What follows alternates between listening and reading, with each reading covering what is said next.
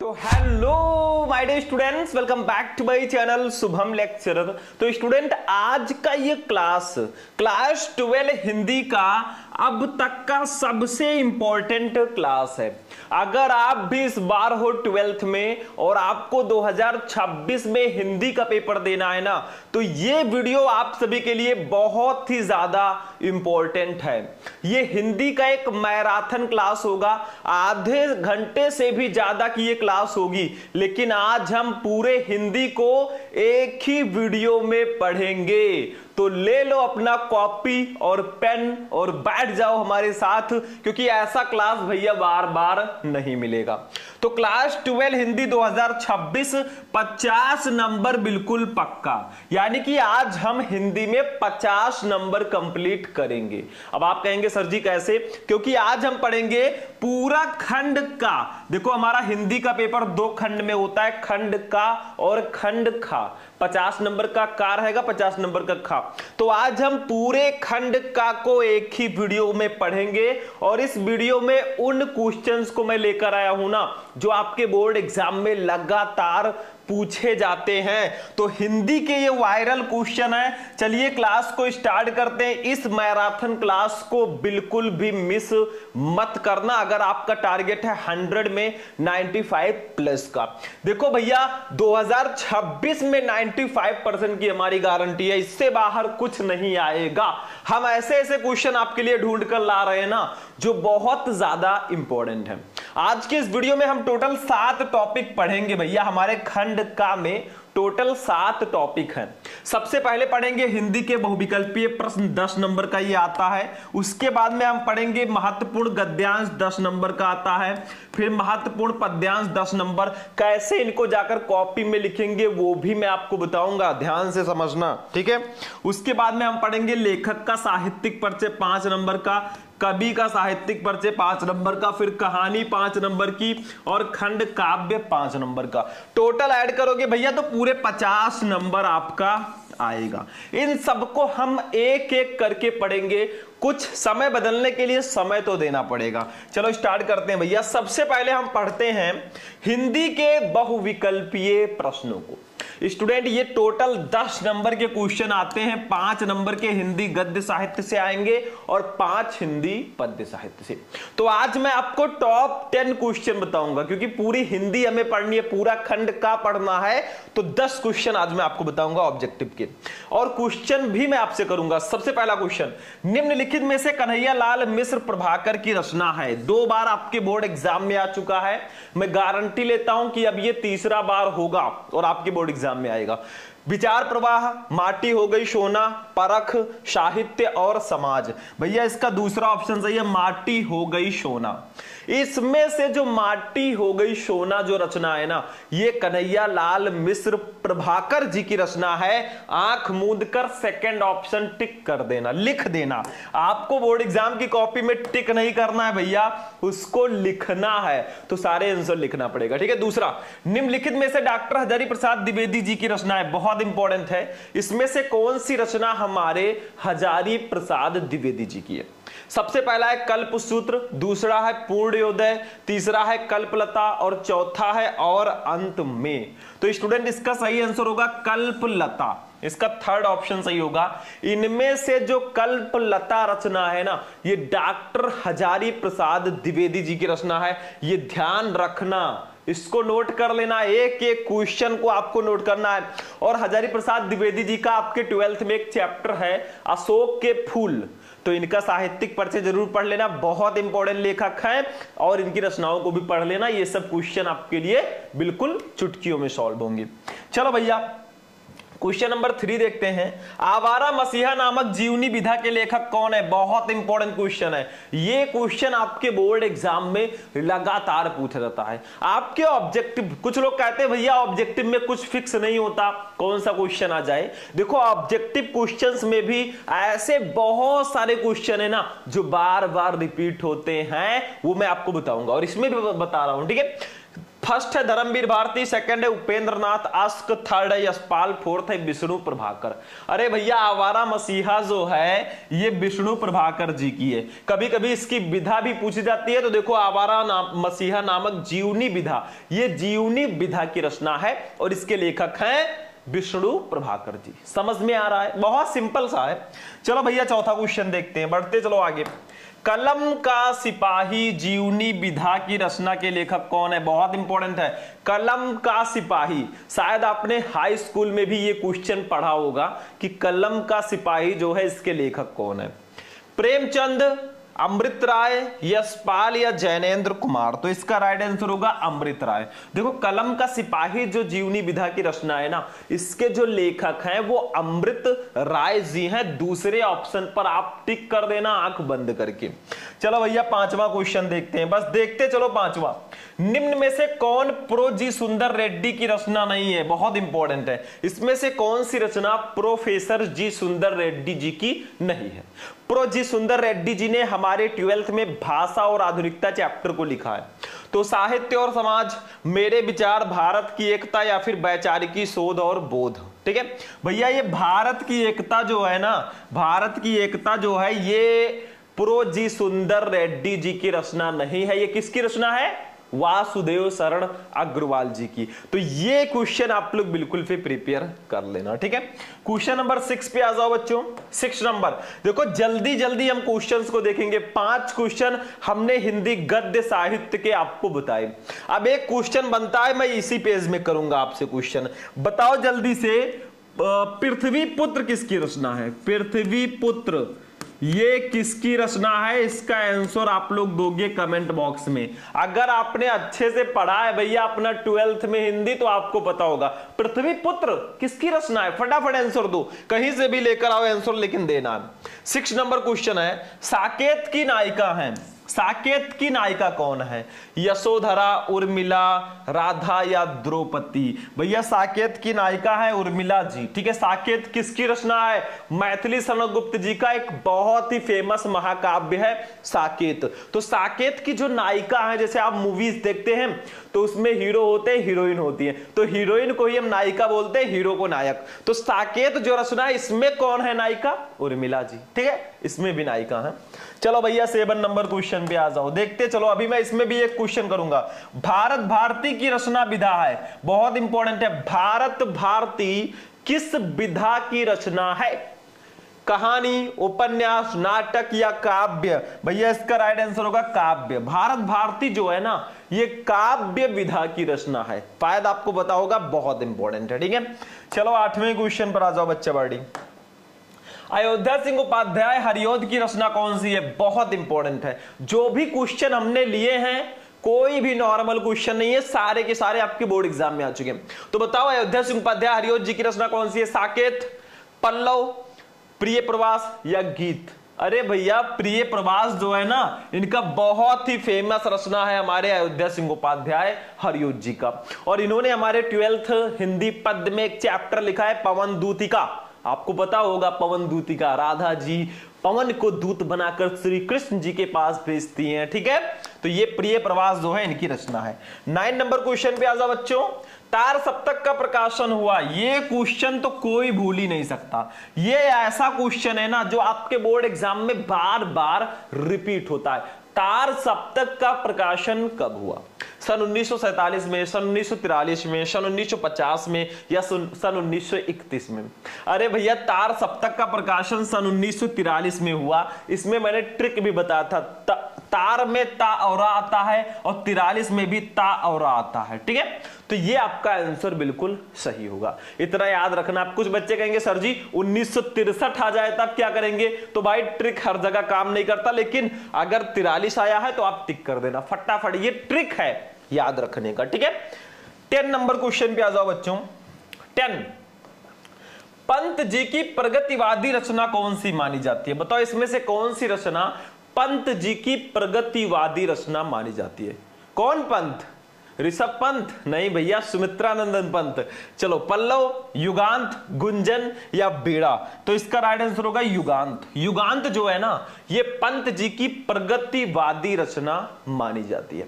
हो गए आपके 10 बहुविकल्पीय प्रश्न। एक क्वेश्चन मैं यहां पे भी करूंगा हिंदी पद्य साहित्य से। कामायनी किसकी रचना है? कामायनी। और एक और बता दो आप लोग, यामा किसकी रचना है?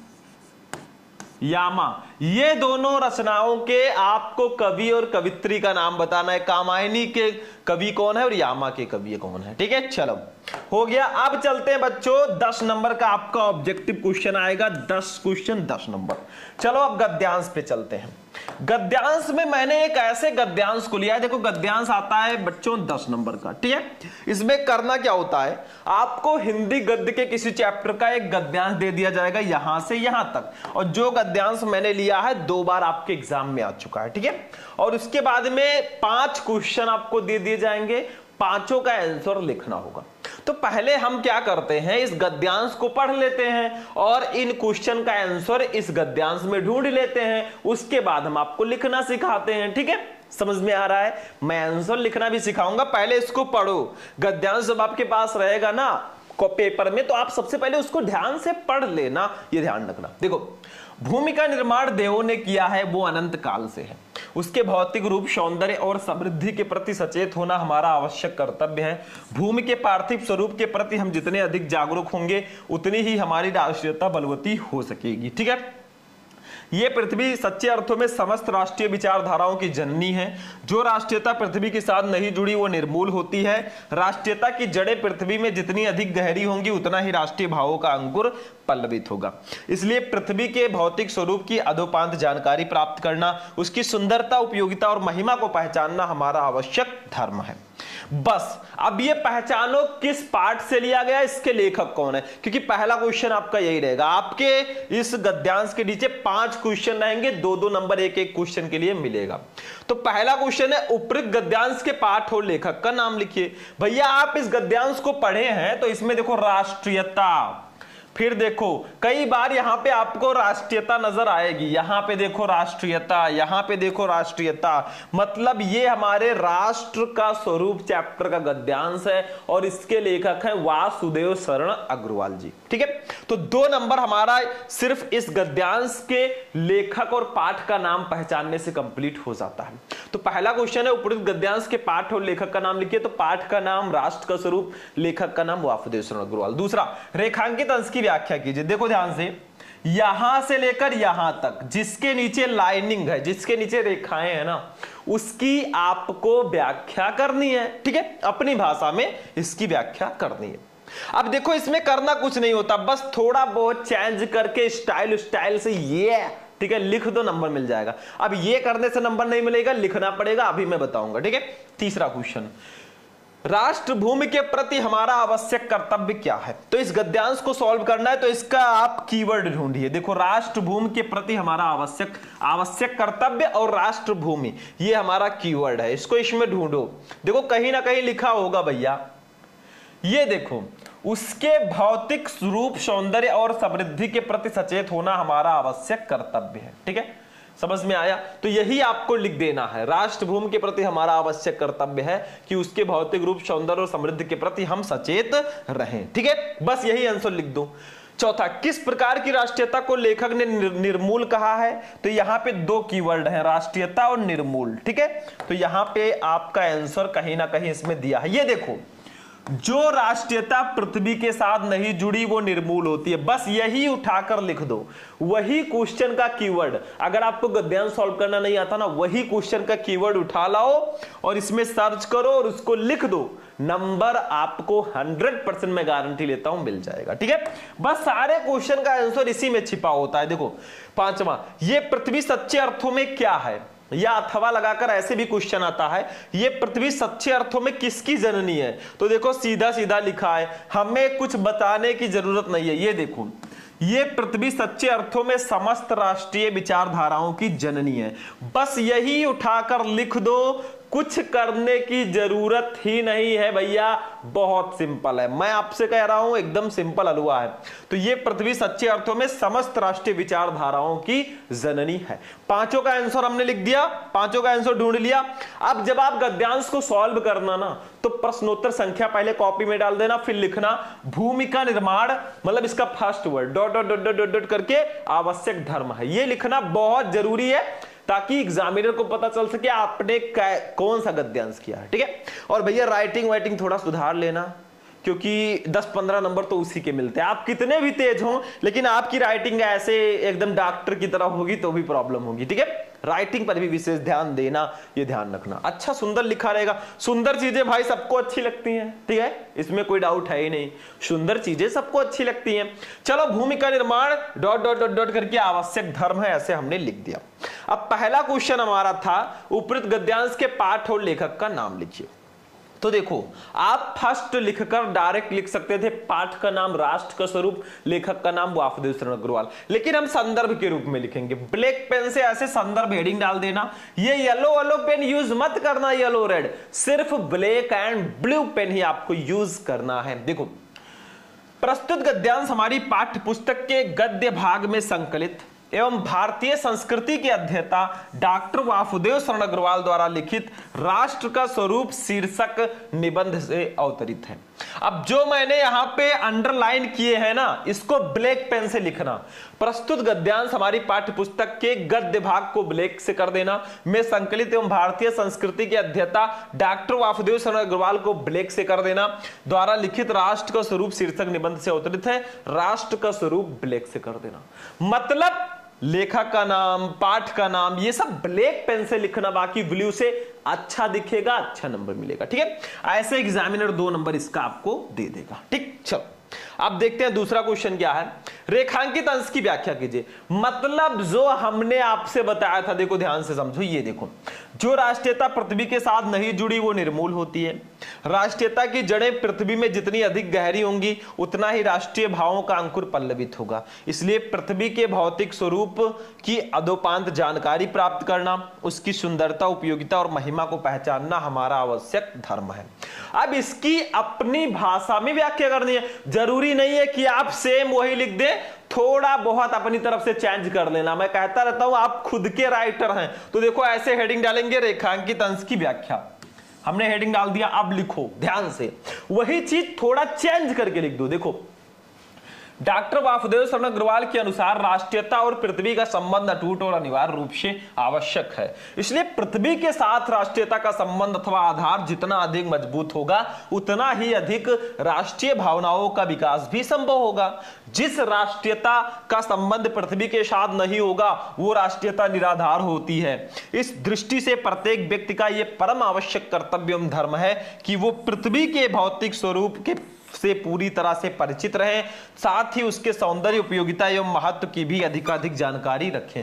मतलब उसी चीज को थोड़ा बढ़ा दिया गया और 1-2 लाइन और बढ़ा दिया गया, भाई नंबर आपका 2 पूरे के पूरे ऐसे एग्जामिनर देगा। ठीक है, तो ये भी क्वेश्चन हो गया, शायद ये हो गया। हाँ, तो ये दूसरा वाला क्वेश्चन समझ में आया। रेखांकित अंश की व्याख्या आपको कुछ ऐसे ही करनी है। ठीक है, संदर्भ लिखना मैंने आपको, मतलब 2 क्वेश्चन आपके हो गए और आपका 4 नंबर कंप्लीट। तीसरा, राष्ट्र भूमि के प्रति हमारा आवश्यक कर्तव्य क्या है, तो इसका आंसर मैंने आपको दिखाया था अभी जब मैं क्वेश्चन बता रहा था। ठीक है, तो चलो इसका आंसर देखते हैं। ओम, ठीक है, थोड़ा ओपन होने में प्रॉब्लम है, बाकी प्रॉब्लम कुछ नहीं है भाई। ये देखो थर्ड वाला देखो क्वेश्चन, राष्ट्र भूमि के प्रति हमारा आवश्यक कर्तव्य यह है कि हम अपनी इस भूमि के रूप, सुंदरता और समृद्धि के प्रति सचेत रहें और किसी भी दशा में इस भूमि के रूप एवं सौंदर्य आदि को विकृत ना होने दें। बस यही आपको 2 नंबर दिला देगी, और ये आपके गद्यांश में लिखा है, मैंने ढूंढकर बताया था। ठीक है, इजी है। चलो भैया अगला क्वेश्चन देखते हैं। क्वेश्चन के पास चलना होगा तभी तो हम जान पाएंगे। चलो ओपन हो जा भाई, कितना टाइम ले रहा है। ठीक है, टाइम बहुत इंपॉर्टेंट है भाई एग्जाम के लिए। ठीक है, चलो ये देखो चौथा क्वेश्चन, किस प्रकार की राष्ट्रीयता को लेखक ने निर्मूल कहा है। और 5वां क्वेश्चन भी देख लेते हैं भैया, बार बार यहां आना पड़ेगा। तो क्वेश्चन है, ये पृथ्वी सच्चे अर्थों में क्या है। ठीक है। तो पहले चौथा क्वेश्चन देखते हैं, किस प्रकार की राष्ट्रीयता को लेखक ने निर्मूल कहा है। तो अभी मैंने आपको बताया ही था, जो राष्ट्रीयता पृथ्वी के साथ नहीं जुड़ी होती वो निर्मूल होती है। यही चीज उठाकर आपको आंसर में लिख देना। चल बेटा खुल जा। ये देखो चौथा, जो लेखक के अनुसार जो राष्ट्रीयता पृथ्वी के साथ नहीं जुड़ी होती वो निर्मूल होती है। बस 2 नंबर कंप्लीट भैया। स्टार्टिंग के दोनों क्वेश्चन अगर आपने कर लिए, लास्ट के तीनों क्वेश्चन का आंसर गद्यांश में मिलता है, बहुत इजी हो जाता है। ठीक है।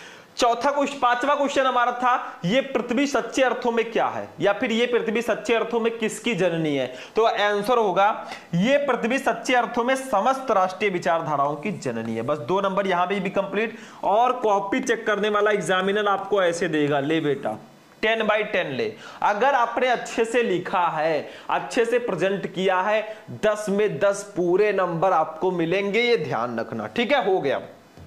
चलो गद्यांश भी हो गया, हमने बहुविकल्पीय प्रश्न देख लिया, गद्यांश देख लिया। अब चलते हैं अपने महत्वपूर्ण पद्यांश पे। चलो भैया ये देखो महत्वपूर्ण पद्यांश 10 नंबर का ये भी आएगा। सेम प्रोसेस भैया, यहां पे आपको ये पद्यांश दे दिया गया है और इसके नीचे 5 क्वेश्चन दे दिए गए हैं। पांचों का आंसर लिखो, नंबर ले जाओ। लेकिन इन क्वेश्चन का आंसर डायरेक्टली पद्यांश में नहीं मिलेगा, इसके लिए आपको हिंदी मीनिंग पता होना चाहिए, तब आपको 10 नंबर मिलेगा। चलो इसको पढ़ते हैं, थोड़ा हिंदी निकालते हैं। हम भी आज हिंदी के टीचर हैं भैया, तो चलो हिंदी निकालते हैं। थोड़ा सा इंपॉर्टेंट है, 2 बार आ चुका है। देखो ये हमारे पवन दूतिका चैप्टर का पद्यांश है और इसके कवि हैं अयोध्या सिंह उपाध्याय हरिओत जी। ठीक है, मतलब राधा जी जो हैं पवन को अपना दूत बनाकर भेजती हैं श्री कृष्ण जी के पास। और जब वो पवन को भेजती है ना, तो कुछ चीजें उनसे कहती हैं, परोपकार का व्यवहार करने को कहती हैं। देखो वो कहती हैं, राधा जी पवन दूतिका से कहती हैं, अगर लज्जाशील पथिक महिला जो कहीं दृष्टि आए, मतलब लज्जाशील लाजवंती पथिक, पथिक का मतलब जो रास्ते पे जो चलती हैं, ठीक है, महिला जो कहीं दृष्टि आवे, अगर तुम्हें कहीं दिखाई देती है। वो कहती हैं कि अगर तुम्हें रास्ते में कोई लाजवंती पथिक महिला दिखाई देती है, होने देना विकृत वसना तोना तू सुंदरी को। तो होने देना, होने मत देना विकृत वसना।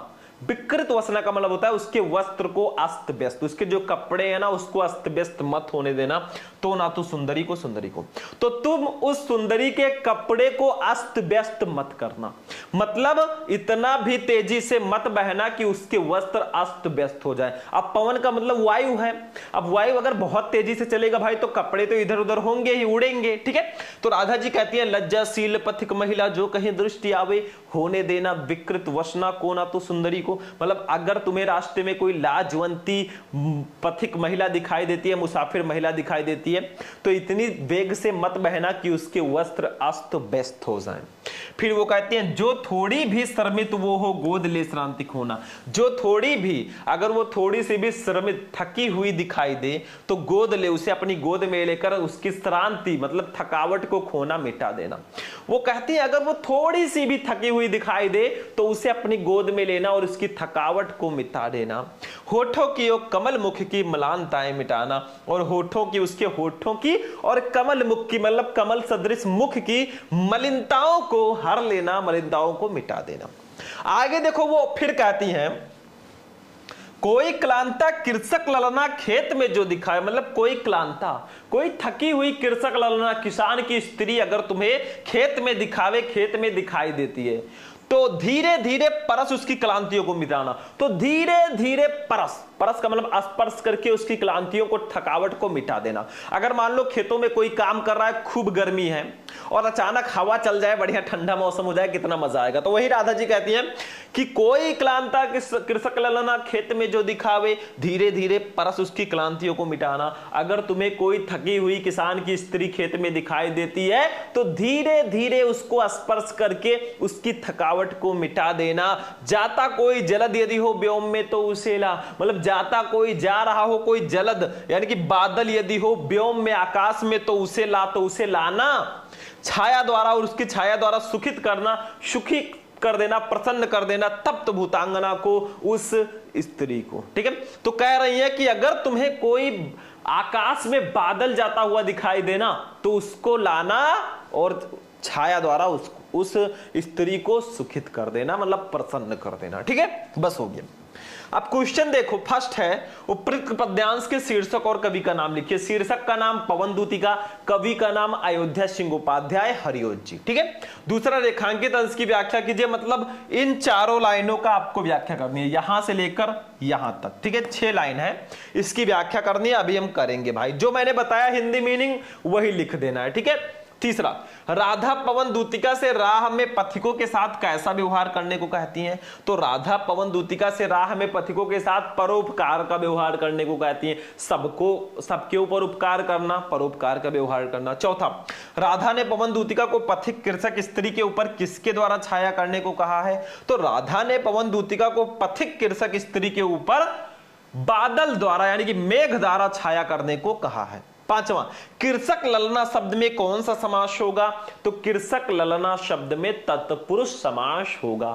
बस हो गया भैया, समझ में आ रहा है? चलो आगे देखते हैं। अब ये देखो, एक एक क्वेश्चन का आंसर देते हैं और हम पद्यांश का जो फर्स्ट वर्ड था, जैसे यहां पे है लज्जाशीला डॉट डॉट डॉट डॉट करके भूतांगना को, ये लिखना बहुत जरूरी होता है क्योंकि 2 पद्यांश होता है, करना एक ही रहता। तो ऐसे लिख देना, लज्जाशीला डॉट डॉट डॉट डॉट करके भूतांगना को।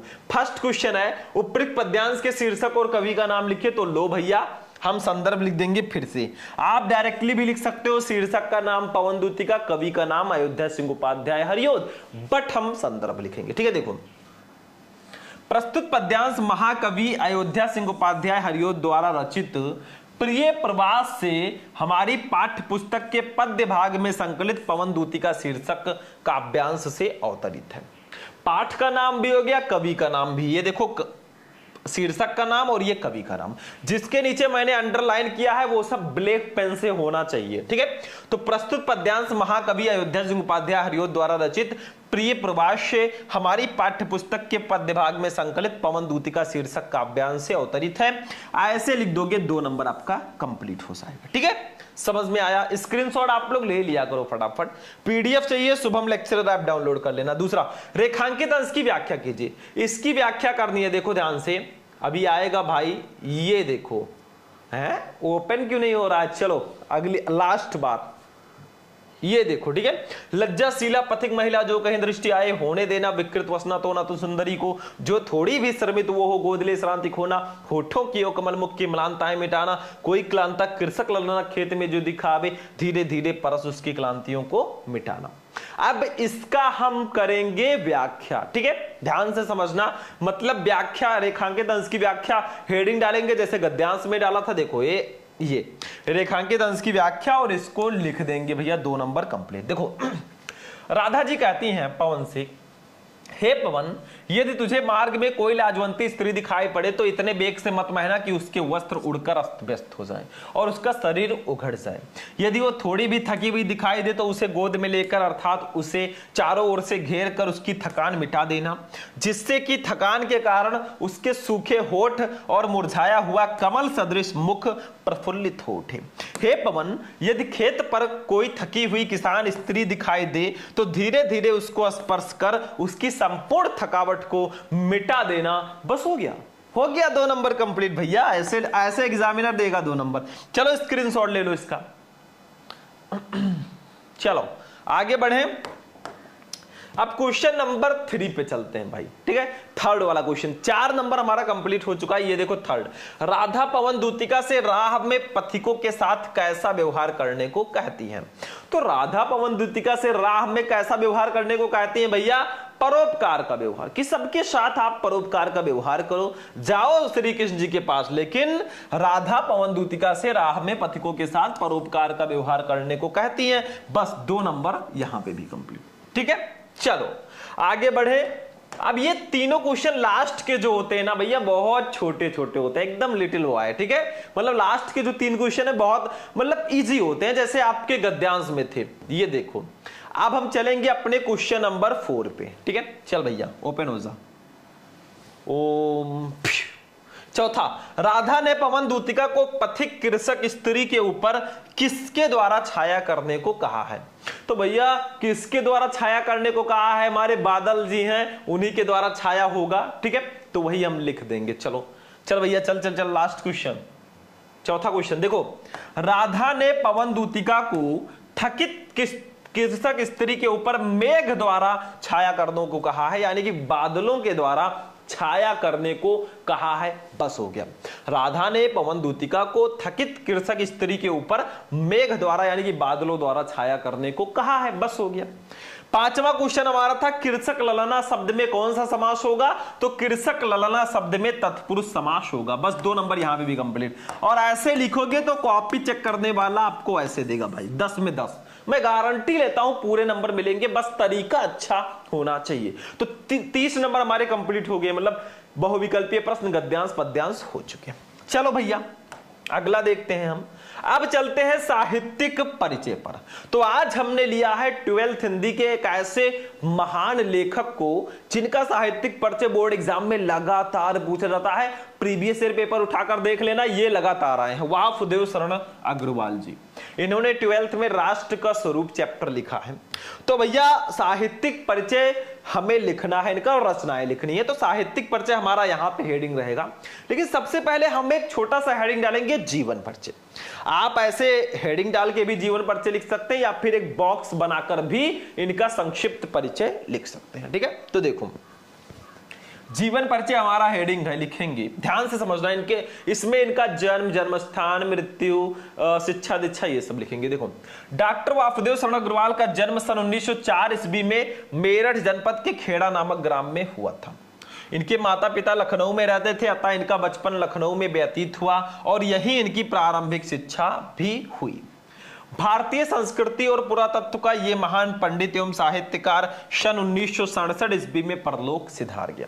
बस इतना लिखना है आपको जीवन परिचय में, स्क्रीनशॉट ले लो फटाफट। ठीक है, इतना आपको जीवन परिचय में लिखना है। किसी भी लेखक, किसी भी कवि का अगर साहित्यिक परिचय लिखना है, सबसे पहले आपको जीवन परिचय छोटा सा लिखना है, उसके बाद में मेन हेडिंग रहेगा साहित्यिक परिचय। साहित्यिक परिचय के लिए आपको 3 नंबर और रचनाओं के लिए 2 नंबर मिलते हैं। देखो साहित्यिक परिचय हमारा हेडिंग है, ध्यान से समझो, डॉक्टर अग्रवाल भारतीय संस्कृति, मतलब साहित्यिक परिचय में हमें लिखना है इनका हिंदी साहित्य में परिचय कैसा है, क्या क्या करते थे, कैसी रचनाएं करते थे, ये सब आपको लिखना है। पुरस्कार मिले हैं तो उसको भी लिख देना। तो डॉक्टर अग्रवाल भारतीय संस्कृत, पुरातत्व और प्राचीन इतिहास के प्रकांड पंडित एवं अन्वेषक थे। इनके मन में भारतीय संस्कृति को वैज्ञानिक अनुसंधान की दृष्टि से प्रकाश में लाने की उत्कट इच्छा थी, अतः इन्होंने उत्कृष्ट कोटि के अनुसंधात्मक निबंधों की रचना की। इनके अधिकांश निबंध प्राचीन भारतीय इतिहास और संस्कृति से संबद्ध हैं। इन्होंने अपने निबंधों में प्रागैतिहासिक, वैदिक एवं पौराणिक धर्म का उद्घाटन किया। निबंध के अतिरिक्त इन्होंने पाली, प्राकृत और संस्कृत के अनेक ग्रंथों का संपादन और पाठ शोधन कार्य किया। जायसी के पद्मावत पर इनकी टीका सर्वश्रेष्ठ मानी जाती है। इन्होंने बाण भट्ट के हर्ष चरित का सांस्कृतिक अध्ययन भी प्रस्तुत किया। बस इतना आपको लिख देना है भैया, आपका साहित्यिक परिचय कंप्लीट है और 3 नंबर आपके हाथ में। इसका स्क्रीनशॉट फटाफट ले लो, जल्दी से लो स्क्रीनशॉट, बस यही लिख देना।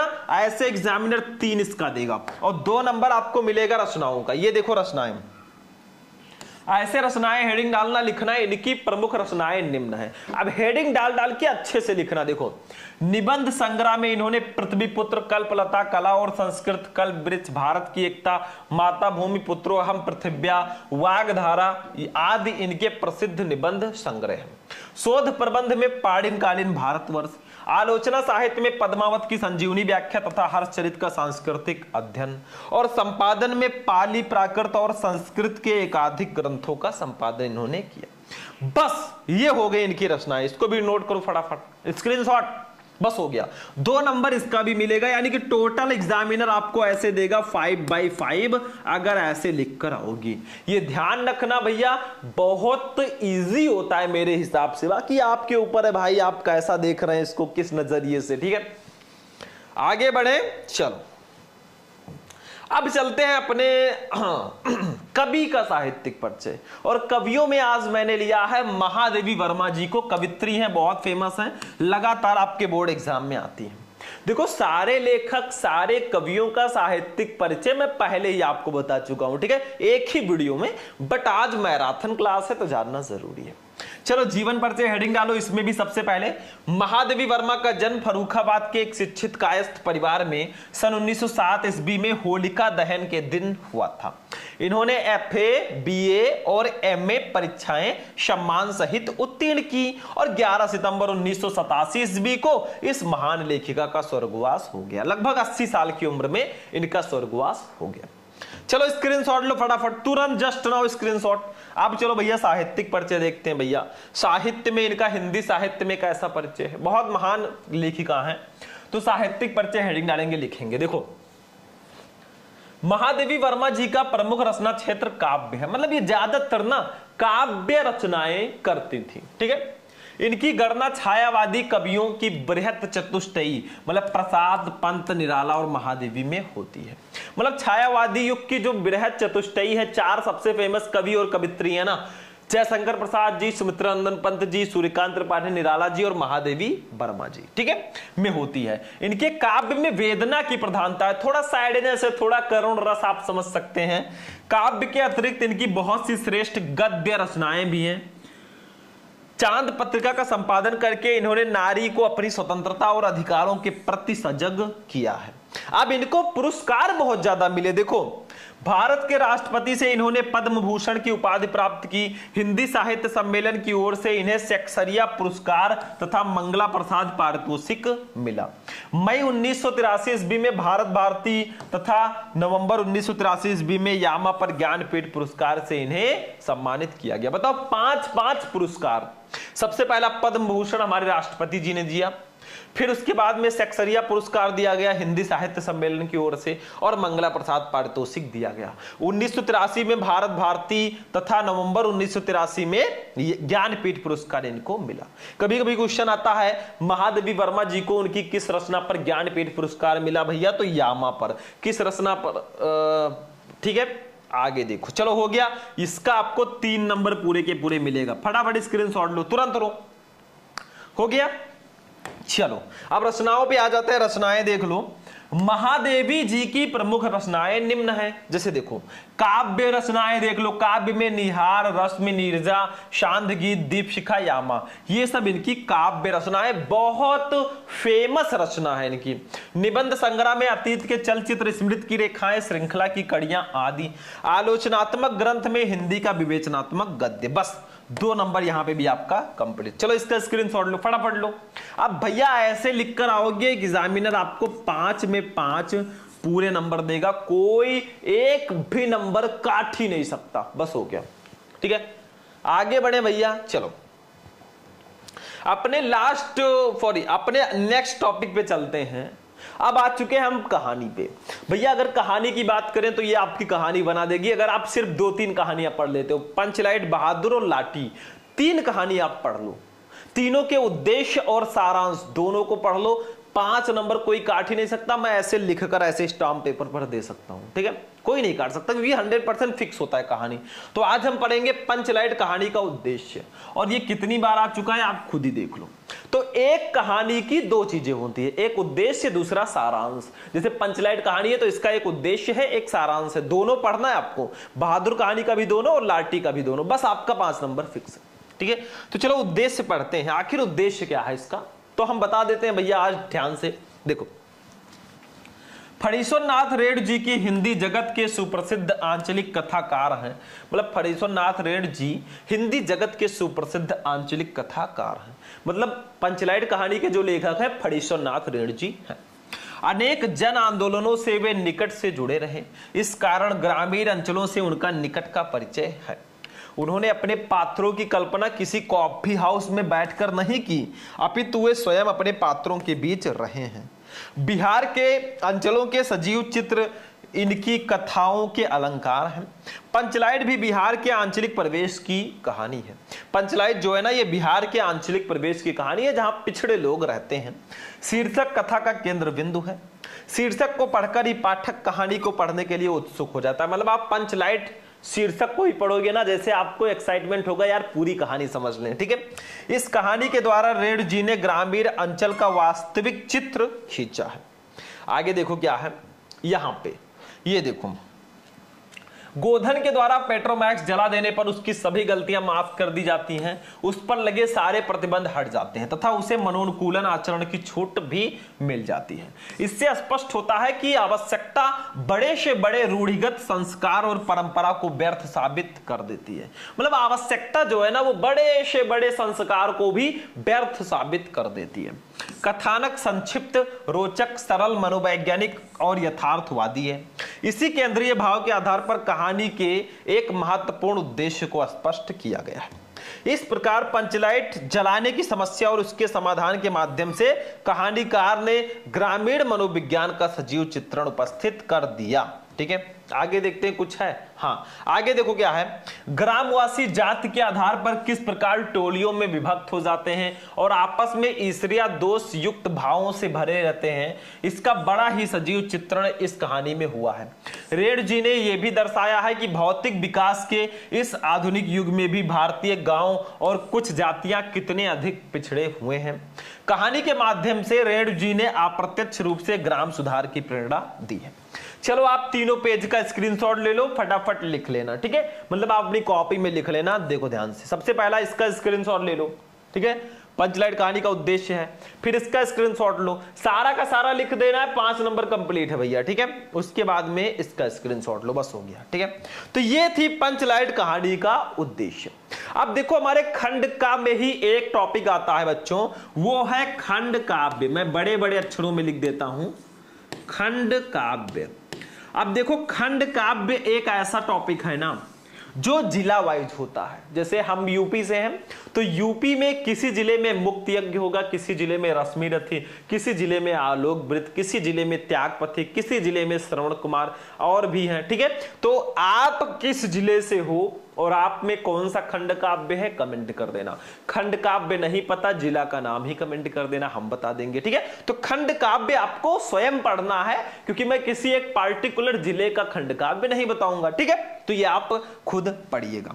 चलिए आगे बढ़े, खंड का को देखते हैं। तो भैया हमारा आज का क्लास यहीं पर फिनिश होगा। खंड खा आज हम कहां देखेंगे, आज हम सिर्फ खंड का को एक ही वीडियो में पढ़ रहे थे। तो पूरे 50 नंबर का पेपर आज मैंने सॉल्व करा दिया भैया। देखो ऐसे मेहनत करते रहो, एक दिन मेहनत जरूर रंग लाएगी। किसी का मेहनत जो है ना कभी बेकार नहीं जाता है। अपने मेहनत पर भरोसा रखो, किस्मत भी मेहनत करने वालों का साथ देती है। नहीं तो आप किस्मत के भरोसे बैठे रहें, यार अगर किस्मत में होगा तो पास हो जाएंगे, किस्मत में होगा इतना आ जाएगा। भैया किस्मत उसी का साथ देती है जो मेहनत करता है। तो चलते हैं इसी लाइन के साथ। आप वीडियो को लाइक कर देना, चैनल को सब्सक्राइब कर लेना। फिर हम मिलेंगे किसी नेक्स्ट वीडियो में नेक्स्ट टॉपिक के साथ। तब तक के लिए जय हिंद।